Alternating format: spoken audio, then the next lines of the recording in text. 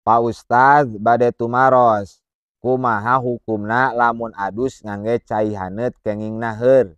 Jawabanana nu namina adus atanapi wudu ngagunakeun cai meunang naheur, cai nu dipanaskeun ngagunakeun seuneu atanapi cai anu dihaneutkeun dipanaskeun digolakeun ngagunakeun listrik, wuduna adusna sah-sah bae tur henteu makruh. Sakumaha keterangan dina kitab Al-Hawi Al-Kabir fi Fiqhi Madhabil Imam Asy-Syafi'i karya Imam Al-Mawardi juz kahiji halaman 41.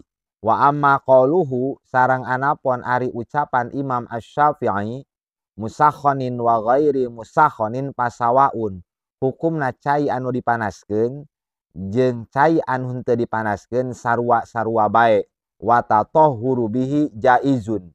Susucina ngagunakeun cai nu dipanaskeun atanapi anu teu dipanaskeun jaizun boleh-boleh saja. Teu aya perbedaan. Fa inna ma qasada bil musakhani amroyni.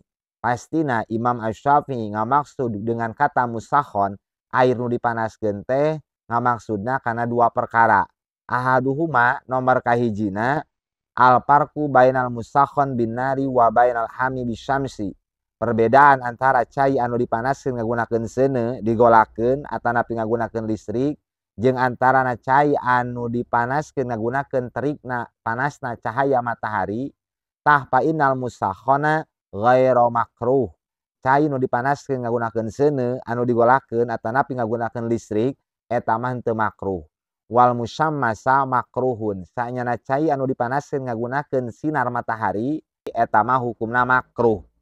Wasani ari pamaksa dan Imam Asy-Syafi'i anu kaduana ar-raddu ala thaifatin, nolak ka sekelompok ulama minhum Mujahid, di antawisna Imam Mujahid wa za'amu mereka berpandangan annal musakhona bin nari makruhun. Saenyana cai anu dipanaskeun ngagunakeun seuneu atawa ngagunakeun listrik eta teh makruh. Tah ieu pendapat Imam Mujahid jeung ulama anu sanesna wa hadza ghairu shahihin. Ieu teh pendapat anu henteu sahih. Dan menurut pendapat anu sahih mah, pendapat anu benar ngagunakeun cai anu dipanaskeun kalawan jalan ditaheur atawa ku listrik eta teh henteu makruh. Ceuk pendapat anu sahih.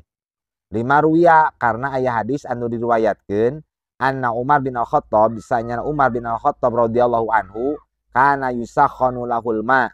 Umar bin Al-Khattab naheur cai.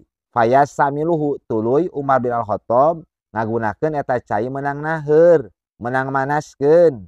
Wassahabatu ya'lamuna dzalika minhu. Para sahabat nu sanes kuningaeun kana padamelan Umar eta. Walayun kirunahu para sahabat teu nampik.